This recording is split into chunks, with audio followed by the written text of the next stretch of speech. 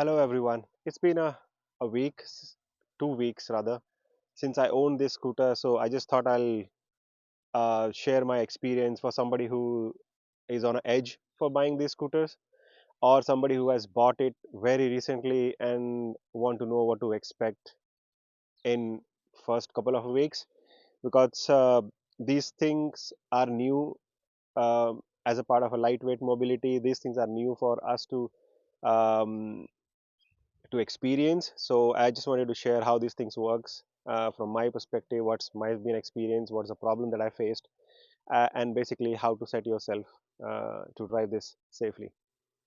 This scooter has four settings, and that can be adjusted with the help of this button, plus and minus, which means it starts with 1, moves up to 2, 3 and 4.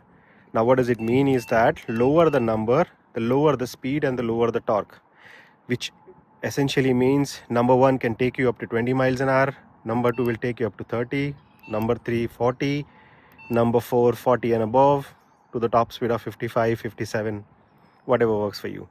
Now I would recommend to start with 1, get used to the torque and speed, learn how to balance your body, take day or two, move up to 2, then 3 and then 4, because this thing has crazy torque, which essentially mean you can easily get hurt. If not less, then you can get it balance and you can topple the scooter.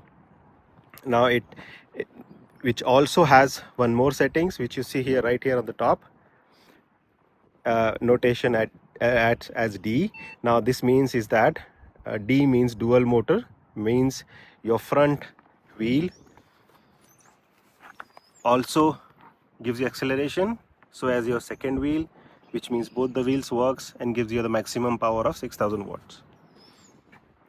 Now I can also recommend you for you to start with single motor, which means if there is nothing on a dash, you will see that the only one motor works. If it is blinking, then then either of the motor works, either front or the back. And if it is steady D, that means both of the motors are working. And then the way to change is to use this button, cruise button here, press it, and then you will see it's changing. Press it again, it will again change to the flashing D. Press it again, it again change to a steady D. So the way to go around is to use a single motor, number 1 as a setting, and then gradually move up to 4 with the double motor setting. Now I want to talk about brake and throttle. This thing is equipped with dual disc brakes and a quarter twist throttle right inbuilt to your handle grip.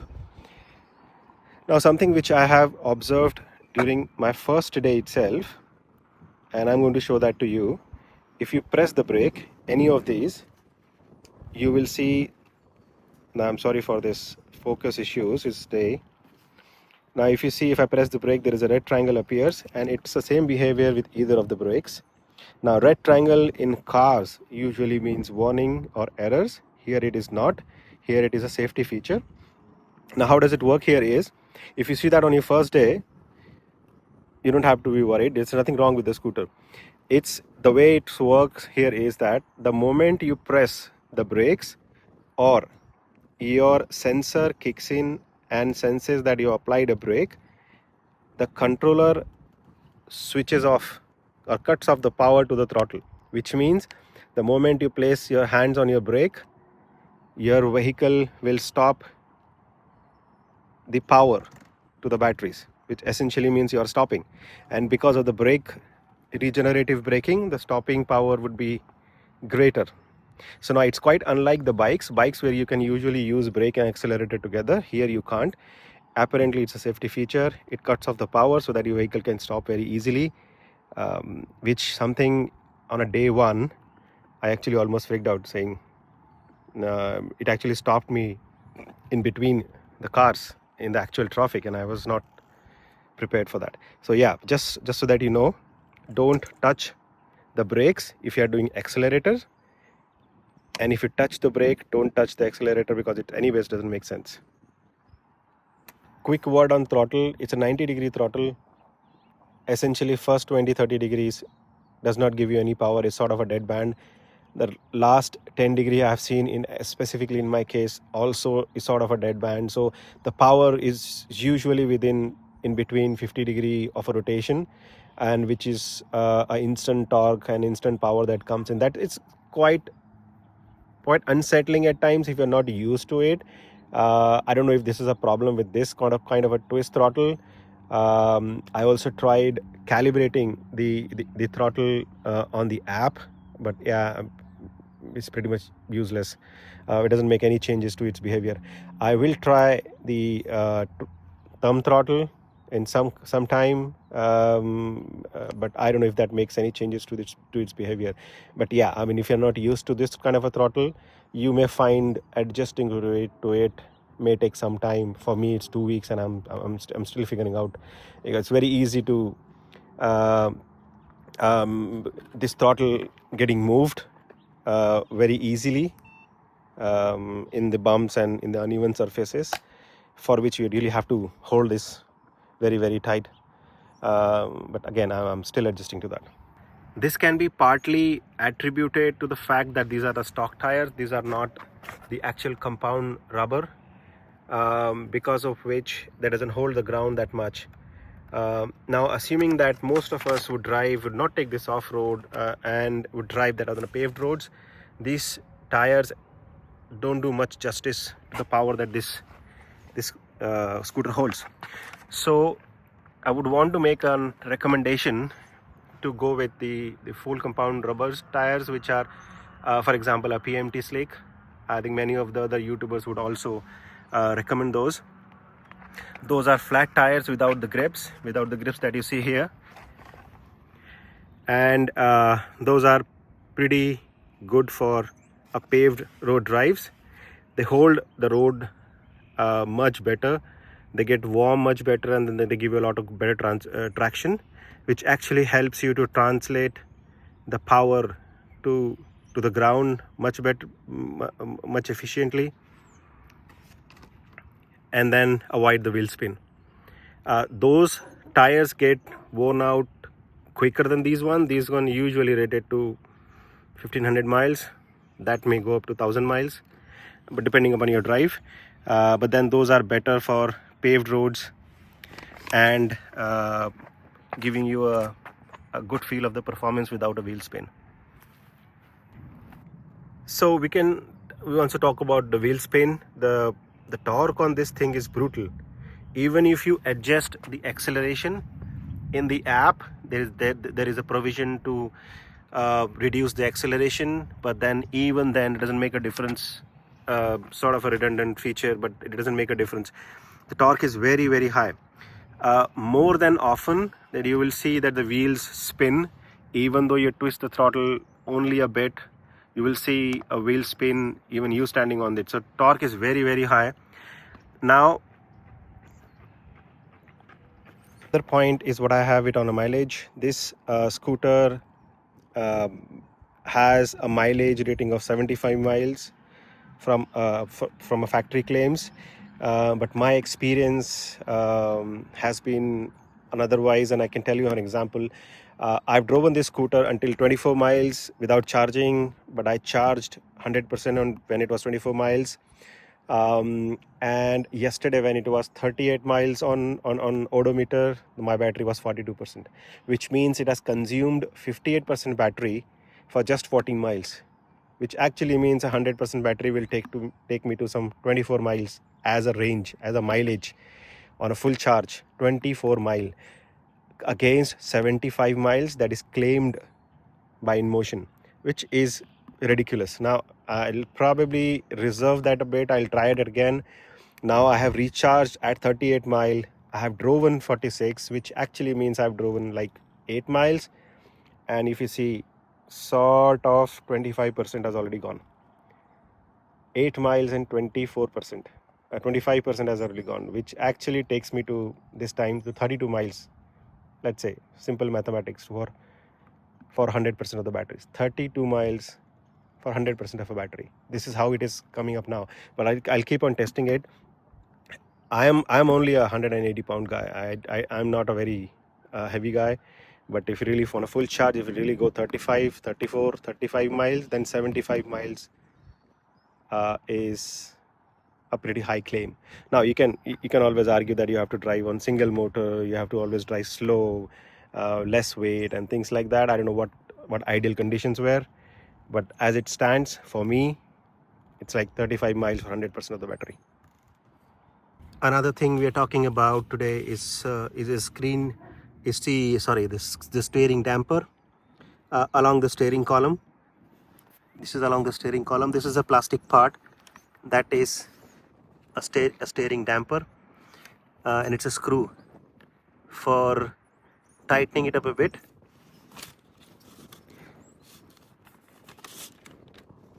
This is a non-issue. Now, what is a steering damper? Steering damper is usually a part that hugs the steering column right from the top in here, so that it can give you additional stability at a higher speed. Now, this is not an issue until like 20 miles an hour, but it starts really playing a very important role when you are actually driving at high speeds, which mean 30 miles, 40 miles, 50 miles, 55 miles. It's a big issue, and it's a big deal for somebody who's driving it at a high speed, because it hugs tightly the steering column, and basically reduces the potential of the steering wobbling at high speeds, and specifically when stopping, right? Now this part has been a concern. I have tightened up a bit a lot, but I think I still feel wobbled. And when I have checked for the experiences of other drivers, other YouTubers, the complaint has been similar. You can do some kind of a garage remedy for this, but it seems like that's a makeshift arrangement. Inmotion has to do something about and fix it. You can only tighten up a bit to an extent, beyond which I've heard that it get broken, because the plastic itself is the quality is still questionable. Again, this is the only vehicle in a hyper scooter, not, I would not say only vehicle, but then this is an increasing trend that hyper scooters are inbuilt, having an inbuilt dampers are not very promising. They're just functional. Scooters nowadays have basically an external damper made out of the sort of a shock absorbers. Again, the design is very neat. I love this way it is, but then this steering damper has to be worked upon. Now there is a workaround on high speeds, if you are driving at high speeds, and how to really be safe while driving it, and I can tell you that in a bit. This is a hyper scooter. It goes fast. At 55 miles an hour, you could really hurt yourself very seriously. So this is my recommendation: buy full riding gear if you have. Very good. If you don't have, please buy it. If you can't, at least go for a minimum a full face helmet, a good riding gloves, and your joint protection uh, for your ankles and for your knees. That will really help you should there be a case that will really hurt you less. Imagine if you are riding fast and your handle starts to wobble. The important thing is keep your calm. Now this is what you need to practice, and this is what worked for me. Again, anybody who is an experienced in driving scooters, who has professionally um, driving this for a living, those guys can of course correct me, but this is what has worked for me in last 2 weeks. And again, I only have 2 weeks of experience. um, when your when your scooter starts wobble, the handle goes like this, and specifically happen not while accelerating but while braking. And if it happens, um, all you have to do is to ensure your front foot is here right in the middle, your toe is on the charging point cover, and then push your weight forward with your hands like this, as if you're doing a bench press. Push all your weight through your shoulders on the handle, and feet on the charging port. And then this is what I work for me: one foot on the charging, near to a charging port, just full weight forward, full shoulder forward, a weight on the handle, and use both the brakes. That's it. Foot, shoulder, weight, and brakes. Now, the moment you do that, within a second, you will see your vehicle will stabilize and wobbling will stop immediately.